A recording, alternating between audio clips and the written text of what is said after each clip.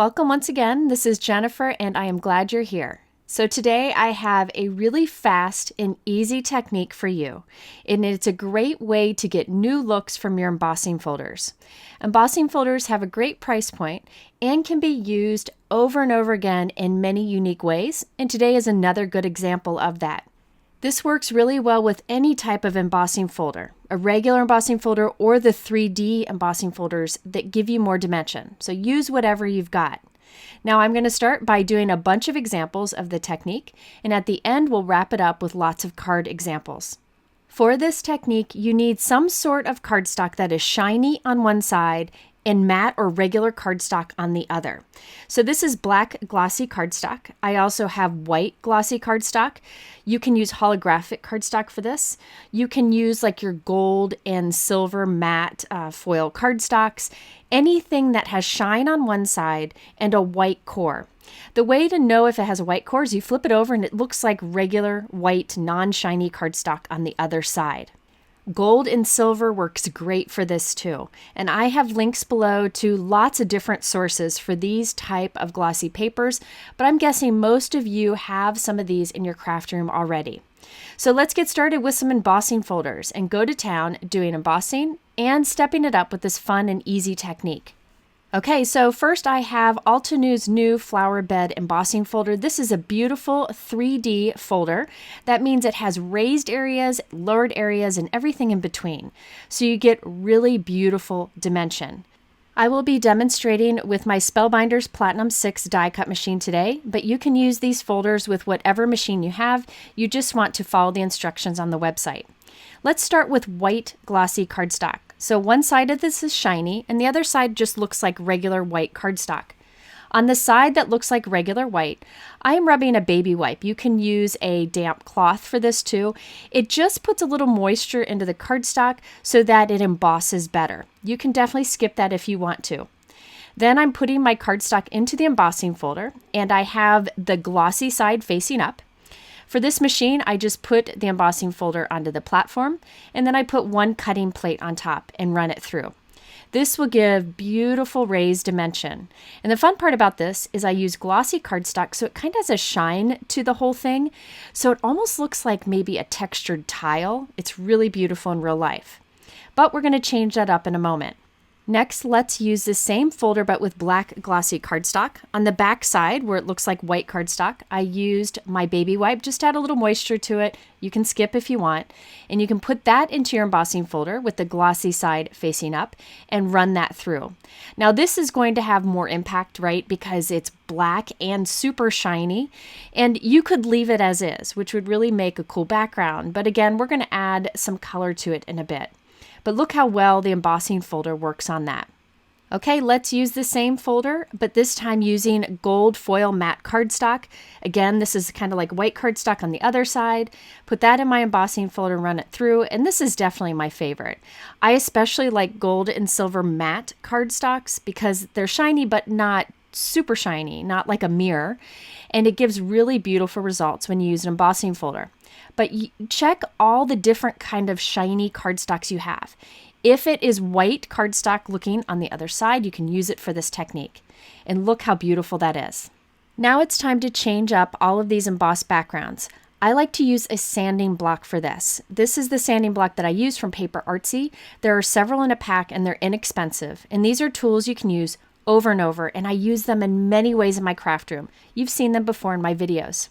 Well, here I am just rubbing this over the raised surface of our cardstock.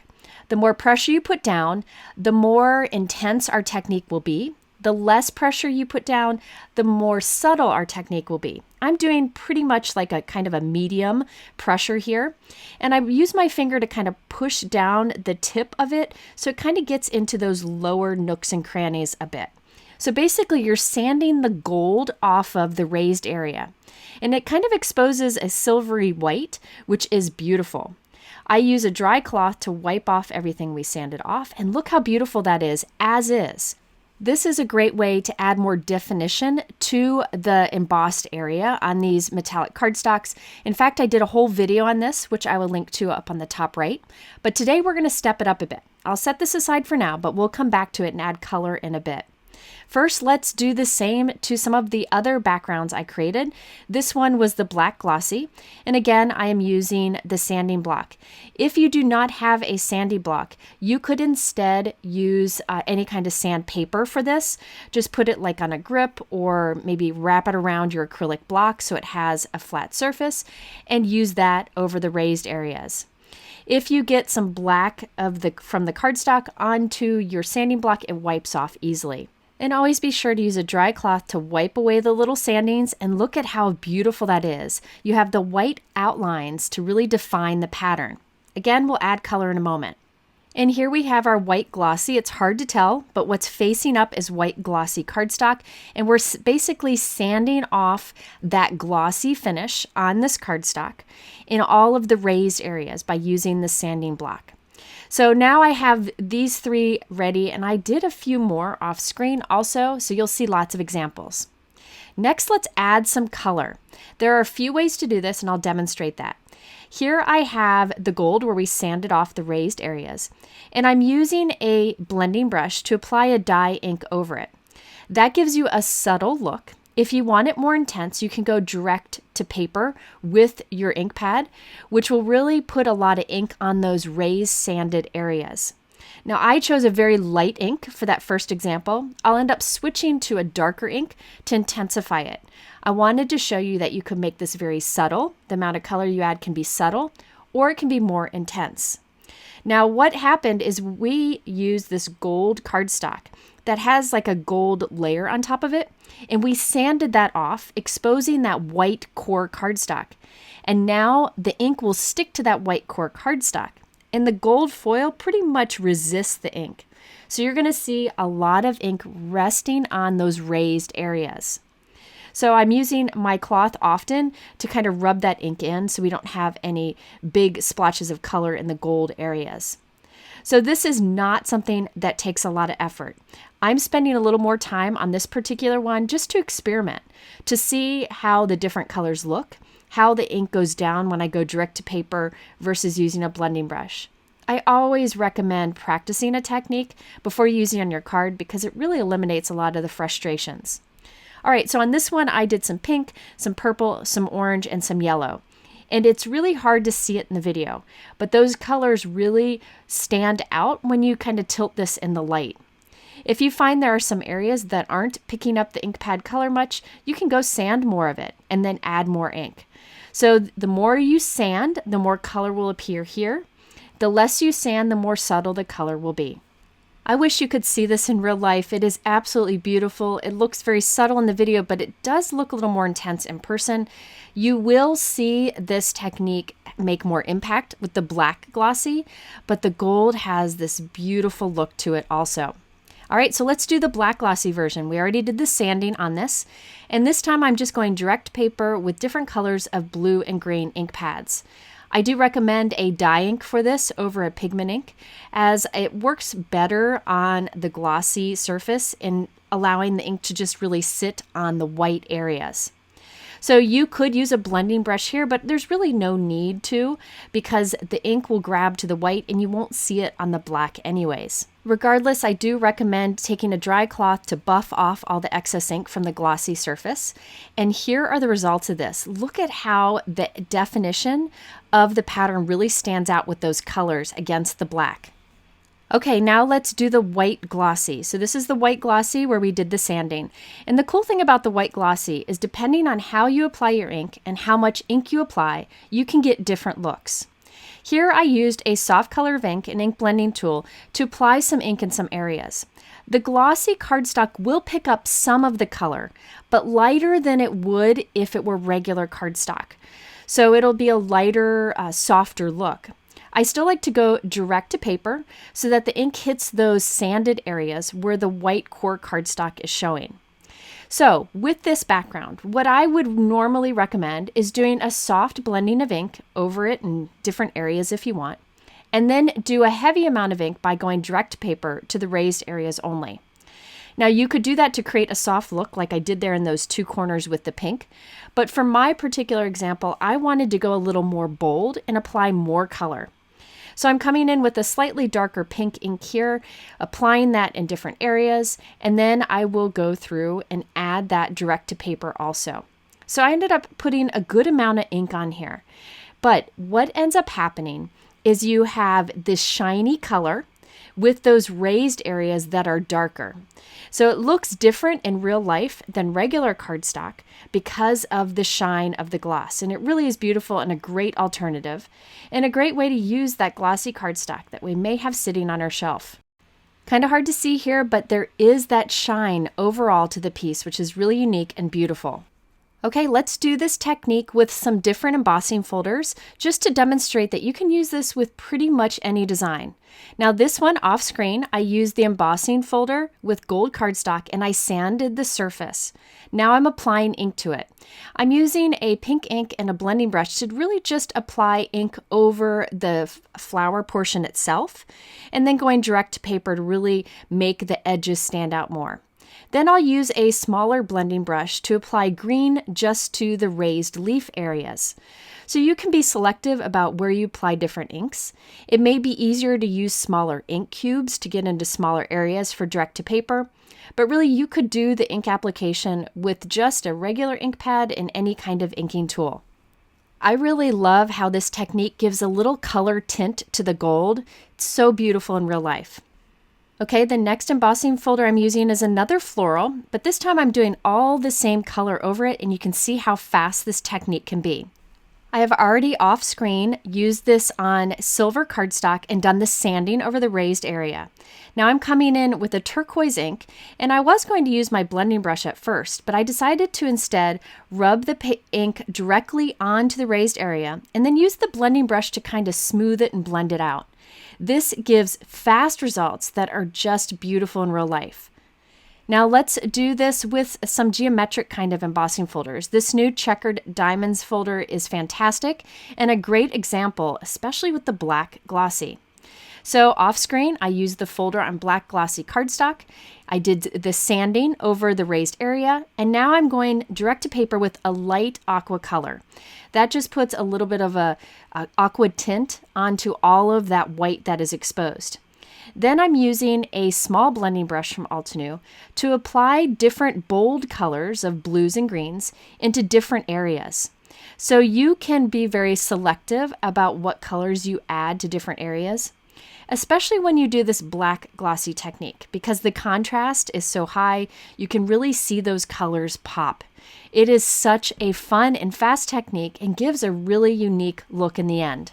And again, you could do this technique with any dye inks. You could even use distress ink. So check out the close look of this. I just think it's really cool how it catches the light and how you have those pops of color. Such a unique look and great way to get a different look from your embossing folder. And I used this same folder and sanding on a silver cardstock here, applied blue ink over the raised areas. It has a much softer look to it and has a beautiful faux metallic finish that is just gorgeous. All right, now next up we have a black glossy cardstock piece that I used the Altenew Gems embossing folder on. I sanded over the raised areas, and now I'm applying color to it. I wanted to be pretty bold with this, so I went with bright pink, bright orange, yellow, and some purple. I will say I really like the black glossy cardstock with this technique and geometric embossing folders, because watch how the shine catches the light. It makes it kind of twinkle and makes the paper really sparkle a lot depending on how you tilt it. And that works really well with these kind of geometric embossing folders. And remember, these folders you can use upside down too to get a completely different look. All right, now that we have a bunch of these backgrounds created, let's create some cards from them. And I'm just going to share some tips on how to really allow those backgrounds to shine, but also add some interest to your focal point and sentiment. On many of my cards today, I'm using the Altenew Decorative Swirls die set. I'll be using the leaf over there on the right. I like that it is a simple but bold die cut that works really well as a focal point on busy backgrounds on cards. So you'll see me use that one several times. I'm also using the Altenew Mega Stamp Frame die set. Like this one, I've used it a few times before, and I'll actually be using both of those frame dies on different cards. All of my cards today are thank you cards because I'm in need of them. So I used the Altenew Fancy Thanks die on my first 3 cards. Now, I didn't show putting these together because it's very simple. Basically, you die cut and you glue them together. I trimmed that gold background down that has the pink, orange, and yellow ink on it and added it to a 4 1/4 by 5.5 inch white note card. I used the postage die to cut from white cardstock and glued that to the top center. Then I added the leaf cut from gold cardstock and then the thanks with pink cardstock. Underneath that, I stamped "You Are the Best" on a little sentiment strip to really make the pink in the background stand out even more. Now my die cuts here are stacked, so they have the look of dimension. So each of those die cuts I cut 3 times and glued them together so they would really stand out against the background, which really makes a big difference when your background is very busy. I think this is my favorite of the bunch. I love the look of those pops of color against gold. And by the way, the "You Are the Best" is from this Altenew Stone Mosaic stamp set. I use the little sentiments from this one quite often, and I will again in this video. All right, here is another similar design, but I just changed up the colors to work with this silver background. Oftentimes when I find that I need multiples of a certain occasion, like thank you, I can make them all the same design, but change up the colors I use or the background technique I use. So you'll see that a lot of these cards look somewhat similar in design, but that way I was able to have fun creating and then finish off the cards so I have lots of them ready to go pretty quickly. I like how these first 3 cards, I use the same embossing folder, but different colors of glossy cardstock. So they all have a completely different feel, even though it was the same technique, same products, same design. Now this one has kind of a retro-y feel to it, so I went with a bright green leaf in the center. This time I used a smaller thanks sentiment, just so that more of the background can show. And I left the center of that postage frame out, again, so more of the background could show. By the way, that thanks in the center is die cut, and it's from this Altenew Seasonal Blooms kit. It has this stamp set, then it has the dies that coordinate, and in those dies there is the word thanks and the shadow die also. So I did those from white cardstock and black glossy. For our geometric backgrounds, I wanted to have more of a clean line, bold sentiment. So instead, I switched to the Altenew Floral Thanks Bundle stamp set and coordinating dies. So I stamped thanks with black ink and I used the die to cut that out. I did the rest of the card the same design as the last one, just changing that thanks and the sentiment strip underneath. I really like how when you move this one in the light, it looks like it's twinkling or sparkling. Now, all of these cards I've done so far have a similar design, but they all have a different feel, and I can make sure that I give the card to the person that I feel like that card fits best. Like this is definitely going to my friend Susan, who loves bold colors and geometric patterns. And the floral one could go to my friend Jana, who likes the softer blues and flowers. So you can still kind of personalize your card, but make multiples in the same way to save time. And again, using the same products, we have our silver cardstock, where I just added blue over the raised areas, and I made that blue stand out more by doing the blue leaf die cut on top. I think by adding more of those pops of color, those colors in the background pop out even more. This next one makes me giddy because look at how it sparkles in the light. I just think that's so cool, and one of the advantages of using glossy cardstock, especially the black glossy, because it is so intense and the colors pop out around it. And by the way, I use some basic glossy or shiny cardstocks today. There are many different kinds out there. Colored foil ones, lots of different things. Just make sure that the core is that white cardstock. Now this next example is the white glossy, where we applied a lot of ink to it to give it a nice amount of color. Now this time I wanted a lot more of the background to show and change up the design, so I used the larger of the postage frame dies, and that really fits nicely on the card. So I glued 3 of those white frames together and then glued that onto our background and trimmed off the excess. I love how this has the color to it, but also that subtle shine, so it almost looks like a tile in there. Now on the background of the note card, I used the dotted Swirls embossing plate, which you'll see in a moment, but it adds just some dot detail to the pink note card. Now that For You is the Altenew Fancy For You die. I use these a lot. There's a hello, kisses, For You, thanks, and hugs. And I mostly use the thanks and the hello, but this for you fits the center of a card very nicely. And then I used To Make You Feel Better, which I stamped in pink ink on white cardstock. And that is from the stamp set you see here. Now, I do think it's fun sometimes to skip using black ink for your sentiments so that you can have a softer overall look to your card.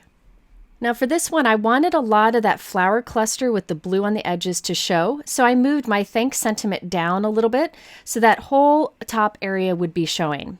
I used the same postage frame die and the same dotted swirls detail plate on the background of the note card. This one you can really see that pink on the raised detail areas of the silver, and it is just beautiful in real life. Super fast technique that creates a completely different look than if you use this, say, on blue cardstock. And also it looks like you spent a ton of time doing that background, but it was really quite easy. I have one more card for you that is different than the others, so I wanted to show you the steps of this. I started out with the note card, which is 4 1/4 by 5.5 inches, and I am using the Altenew Dotted Swirls Debossing die. This adds a pierced detail pattern to the background. It doesn't cut the outside edge, which is awesome because that way we can use this on the front of a note card. These piercing dies are used like regular dies, so you just run it through your die cut machine as normal and look at that detail in the background.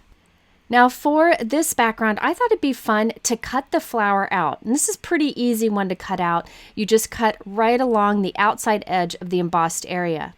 And when you have it cut out, it looks like this metal embellishment that you add to your card, and it is such a unique look. And it's hard to tell it was done with the background embossing folder. Now I'm putting liquid adhesive on the back of that and putting it onto the bottom of our card. I do recommend liquid adhesive with embossed backgrounds because that glue can get into the nooks and crannies and raised areas, and you can be sure it'll stick better to your card. To finish it off, I just stamped 3 sentiment strips and added it right onto the flower. You can see the pink and green tint that we have to the gold thanks to the ink we added, and the bright colors on the raised areas. This is such a fast card to pull together. It'd be fun to do a set of these to give to someone as a gift too. You could actually make a bunch of these, leave the sentiment off, and then add whatever sentiment you need when an occasion pops up. All right, so I really hope you give this a try. If you don't have any glossy cardstocks, I will link to some below that I know will work well. I do recommend them because there are many great ways you can use them to add some shine to your cards. If you're looking for the other supplies I use, those are linked below too. At the end here, I'll link to a couple other videos that are very related to this and may give you more ideas for using your embossing folders creatively. Thank you so much for spending this time with me. I hope you have a great weekend and find lots of time to craft.